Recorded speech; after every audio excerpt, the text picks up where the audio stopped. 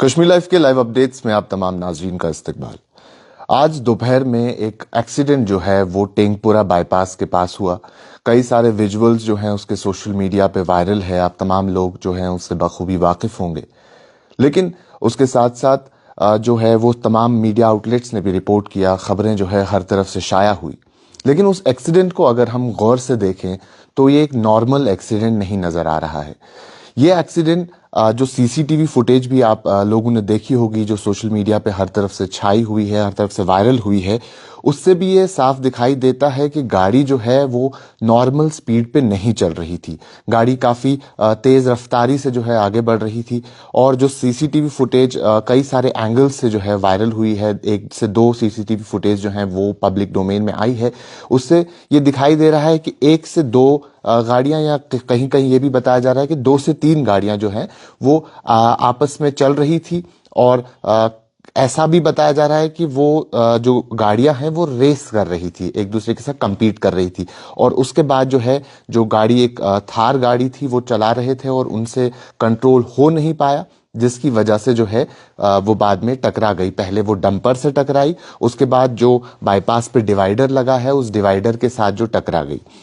काफी ज्यादा नुकसान भी देखने को मिला, क्योंकि सबसे पहले इसमें जो सबसे दुख भरी बात है वो यही है कि दो जानें जो हैं, दो मासूम जानें जो हैं वो इसमें जाया हो गई हैं। और ऐसा भी बताया जा रहा है कि एक से दो शख्स जो हैं वो और इंजर्ड हैं, और क्रिटिकली इंजर्ड हैं, काफी सीरियस है। जो नाम इसमें सामने आए हैं, एक नाम हमाद है जो लाल बाजार के रहने वाले हैं। दूसरा नाम जो इसमें सामने आया है उनका नाम अजीम है, वो सनत नगर के रहने वाले हैं। और एक जो इंजर्ड आइडेंटिफाई हुआ है उनका नाम मोहम्मद ईसा बताया जा रहा है, जो नौशहरा के रहने वाले हैं। तो दो लोग जो इसमें जिनकी जानें चली गई है, वो दो लोग जो है स्कूल गोइंग लोग थे, स्कूल गोइंग बच्चे थे। और ये चारों का जो बताया जा रहा है एक पर्टिकुलर स्कूल से ताल्लुक रखते थे, और स्कूल स्टूडेंट्स थे, यानी माइनर्स थे। तो इसमें सबसे बड़ा कंसर्न जो है इस वक्त यही नजर आ रहा है कि माइनर्स जो हैं वो गाड़ी चला रहे थे। सबसे पहली बात यह है कि इन लोगों के पास, अगर ये माइनर्स हैं, स्कूल गोइंग है, तो ड्राइविंग लाइसेंस नहीं है। तो विदाउट ड्राइविंग लाइसेंस जो है वो गाड़ी चला रहे थे, जिसकी वजह से जो है काफी नुकसान भी हुआ। और जो जान जाती है, ह्यूमन लॉस जो है वो सबसे बड़ा नुकसान है। चीज जो है वो बाद में बन जाती है, लेकिन इंसान की जान जो है कभी वापस नहीं आ सकती।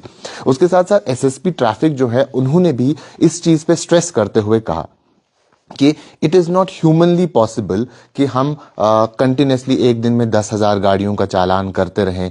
या अगर हम श्रीनगर की बात करें तो तकरीबन 4 से 5 लाख के आसपास जो है यहाँ गाड़ियां मौजूद हैं। और ये ह्यूमनली पॉसिबल नहीं है कि हम हर एक गाड़ी को रोकें और फिर उसे चेक करें।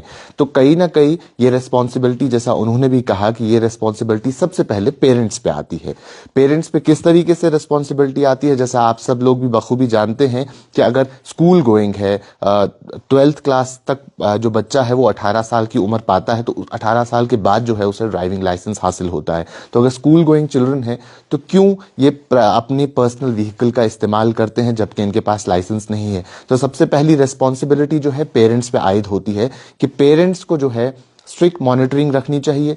अपने बच्चों को गाड़ियां ना दें, 4 व्हीलर या 2 व्हीलर किसी भी किस्म की गाड़ी ना दें, क्योंकि उसी के बावजूद जो है ये हादसे होते रहते हैं। और कश्मीर में ओवरऑल अगर हम देखें तो काफ़ी ज़्यादा रोड एक्सीडेंट्स पिछले कुछ वक्त से देखने को मिल रहे हैं। तो पहली रेस्पॉन्सिबिलिटी पेरेंट्स पे आयद होती है कि वो अपने बच्चों को खुद बचा सकते हैं, और सबसे पहली जिम्मेदारी उन पे आयद होती है कि वो 4 व्हीलर या 2 व्हीलर ना दें, क्योंकि घर से ही शुरुआत हो सकती है। तो बच्चों को जो 4 व्हीलर या 2 व्हीलर किसी भी किस्म की गाड़ी मिलती है तो वो उनके पेरेंट्स ही उन्हें देते हैं। उसमें जो पेट्रोल वगैरह जाता है वो भी पेरेंट्स ही देते हैं, क्योंकि वो बच्चे उस स्टेज में नहीं होते कि वो खुद कमा के ये सब अपने अखराजात जो हैं वो पूरे करें। उसके बाद जैसा एसएसपी ट्रैफिक ने भी कहा कि दूसरी रिस्पॉन्सिबिलिटी जो है वो स्कूल्स या ट्यूशन सेंटर्स पे आयद होती है। स्कूल वालों को मालूम है कि जो बच्चे अपने प्राइवेट व्हीकल में आ रहे हैं वो अंडर एज हैं, वो माइनर्स हैं। तो स्कूल को भी प्रोहिबिट करना चाहिए कि अपना जो प्राइवेट व्हीकल है वो आप नहीं ला सकते, क्योंकि जैसा उन्होंने कहा कि काफ़ी इंपॉर्टेंट पॉइंट है, अगर एक स्कूल जो है डायरेक्ट कर सकता है स्टूडेंट्स को कि अगर आप टाइमली फीस नहीं भरेंगे, अगर आप फलानी एक्टिविटी नहीं करेंगे तो आप जो है स्कूल में इम्तिहान नहीं दे सकते या स्कूल में एंटर नहीं हो सकते, तो क्यों नहीं ऐसे रूल्स बनाए जाते हैं जिसमें वो ये कहें कि प्राइवेट व्हीकल जो है वो अलाउड नहीं है, बच्चे जो हैं गाड़ी में या टू व्हीलर पे नहीं आ सकते हैं। तो ये कहीं ना कहीं घर से रिस्पॉन्सिबिलिटी शुरू होती है। सबसे प्राइमरी फोकस जो है फैमिली का है, फैमिली को इस चीज़ पे ध्यान देना चाहिए, और उसके बाद जो है ये फोकस जो है स्कूल पे आयत होता है। और उसके साथ साथ उन्होंने ये भी कहा कि ट्रैफिक पुलिस जो है वो भी मैनेजमेंट का हिस्सा है, उन पे भी ये रिस्पॉन्सिबिलिटी आती है, और हम ये चीज़ें जो है वक्तन फवक्तन करते रहते हैं। हम वर्कशॉप्स कंडक्ट करते हैं, हम स्कूल्स या अलग अलग स्कूल्स में जाते हैं, वहाँ भी ये चीज़ें समझाते हैं, और उसके साथ साथ हम टाइम टू टाइम जो है काउंसलिंग भी करते हैं। जब कभी हम चालान करते हैं या गाड़ी को रोकते हैं और हम पाते हैं कि इसमें कोई माइनर है, हम उनके पेरेंट्स को कंसल्ट करते हैं, उनसे बात करते हैं, साथ ही साथ जो बच्चे हैं या बच्चियां हैं उनको भी हम जो है उनकी काउंसलिंग करते हैं, उनको हिदायत करते हैं कि ऐसी चीज़ें ना करें। उसके साथ साथ जो इंपॉर्टेंट चीज़ें उन्होंने कही उसमें सबसे इंपॉर्टेंट बात यह है कि it is a collective effort, यानी ये एक कोई शख्स या एक कोई इदारा ये चीज नहीं कर सकता है, कलेक्टिवली सबको इसमें काम करना पड़ेगा। क्योंकि आपने देखा कि रोड सेफ्टी के हवाले से कई सारी ऑर्गेनाइजेशंस भी चलती है, जो टाइम टू टाइम हमने अलग अलग सड़कों पे देखे हैं, लोग मौजूद होते हैं और वो लोगों को अवेयर करते हैं कि हेलमेट की इंपॉर्टेंस कितनी है, सीट बेल्ट की इंपॉर्टेंस कितनी है, और जो स्पीड लिमिट है वो मेंटेन करना कितना इंपॉर्टेंट है। तो वैसे ही ट्रैफिक पुलिस ने भी, एसएसपी के जो एसएसपी ट्रैफिक पुलिस है उन्होंने भी यही कहा कि it is very important to understand कि किस तरीके से इस चीज को हम आगे बढ़ा सकते हैं। Parents, schools, tuition centres, stakeholders जो सारे हैं, और उसके साथ साथ ट्रैफिक पुलिस का कलेक्टिव एफर्ट अगर रहेगा, अगर वो कलेक्टिव अप्रोच से आगे बढ़ेंगे तो इन सारी चीजों पे जो है कर्ब किया जा सकता है, और कहीं ना कहीं जो है इन एक्सीडेंट्स को कम करने की जो है कम हो सकते हैं ये एक्सीडेंट्स।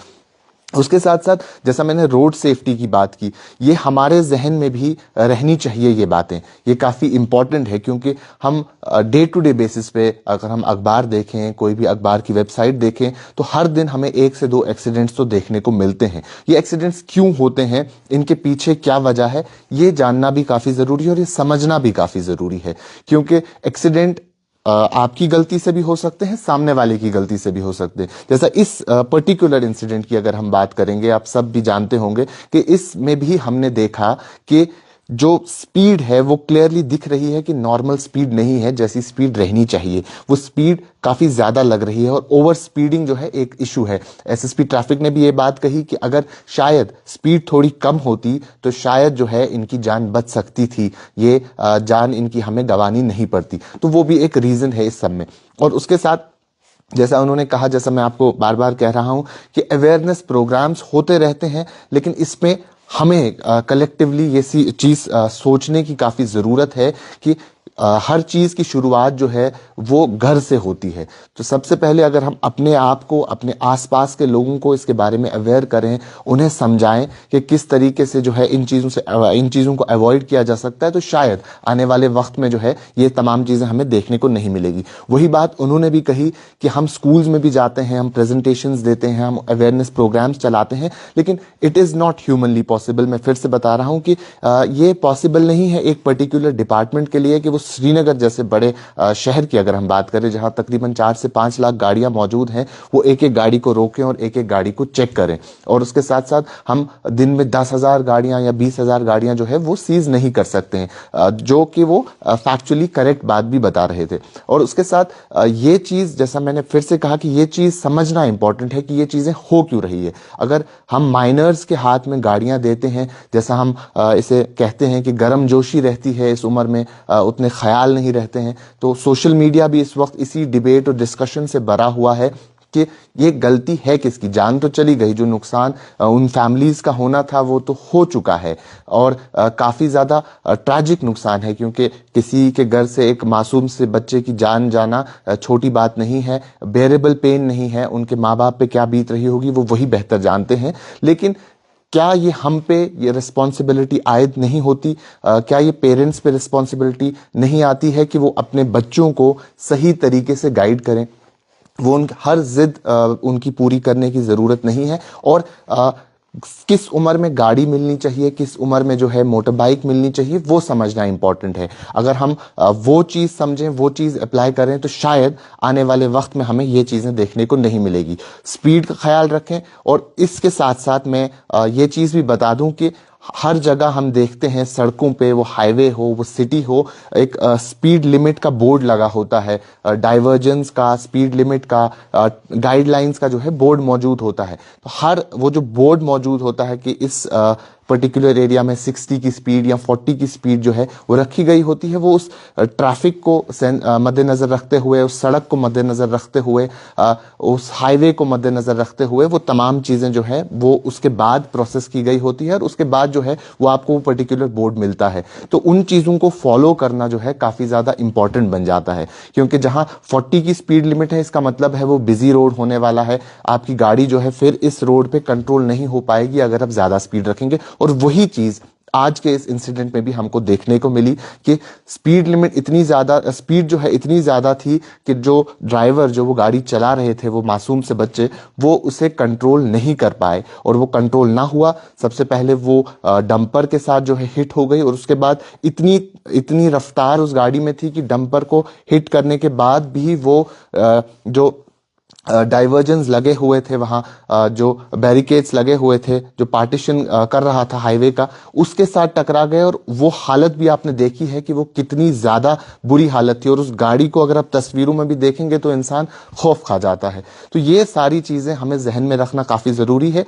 नुकसान आज बहुत बड़ा हुआ है। 2 फैमिलीज इस वक्त जो है वो गम मातम में है, और काफ़ी ज़्यादा नुकसान है। लेकिन आने वाले वक्त में ऐसी चीजें ना हो, इनसे किस तरीके से बचा जाए, ये काफी जरूरी है कि क्यों और क्या चीजें हमें जो है वो करनी चाहिए। अपने बच्चों पे कड़ी से कड़ी निगरानी रखना काफी जरूरी है। उन्हें इतना फ्री हैंड ना दें कि ऐसे इंसिडेंट्स, ऐसे एक्सीडेंट्स जो हैं हमें देखने को मिले। वो तस्वीरें जब हम देखते हैं सोशल मीडिया पे तो काफी ज्यादा वो दुखद बात नजर आती है, क्योंकि 2 बच्चे जो हैं, मासूम से बच्चे हैं, स्कूल गोइंग चिल्ड्रन थे, उनकी जान चली गई। और उसके साथ साथ जो बताया जा रहा है 1 से 2 और भी हैं, वो भी क्रिटिकली इंजर्ड हैं। तो वो चीज़ भी जहन में हमें रखना काफ़ी ज़रूरी है। और यही चीज़ें जो है एसएसपी ट्रैफिक ने भी बताई कि इन तमाम चीज़ों को मद्देनज़र रखना है कि तमाम स्टेक होल्डर्स को एक प्लेटफॉर्म पे आना है और कलेक्टिवली जो है इस चीज़ को एड्रेस करना है, क्योंकि ये काफ़ी इंपॉर्टेंट है। और कश्मीर में आए दिन हम सुनते हैं कि रोड एक्सीडेंट्स होते आ रहे हैं। तो यही सारी चीज़ें आप तमाम नाजरीन जो देख रहे हैं वो भी इन चीज़ों का ख्याल करें, ताकि आने वाले वक्त में जो है ऐसा कोई एक्सीडेंट, ऐसा ट्रैजिक इंसिडेंट जो है हमारे साथ ना हो। अभी के लिए इतना ही। बाकी तमाम खबरों के लिए आप बने रहें कश्मीर लाइव के साथ।